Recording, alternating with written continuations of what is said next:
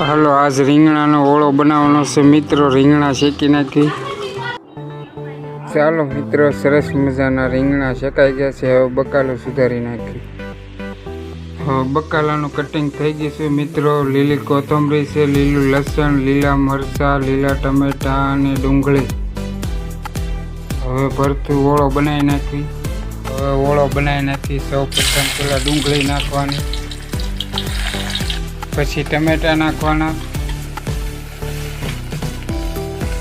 હવે આને હલાવી નાખી.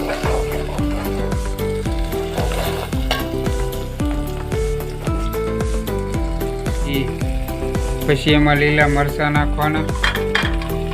પછી આ મિક્સ કરી દેવાનું. પછી લીલું લસણ નાખવાનું. પછી એમાં હળદર નાખવાની. પછી મીઠું નાખવાનું. પછી ધાણા જીરું નાખવાનું. પછી બધું મિક્સ કરી દેવાનું. હવે એમાં શેકેલા રીંગણા નાખી દેવાના. થોડુંક લાલ મરચું નાખવાનું. તો ચાલો મિત્રો, ઓળો આપણો તૈયાર છે.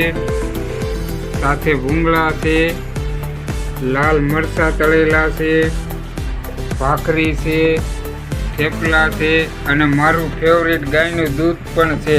ચાલો મિત્રો, બધાય વાળું કરવા.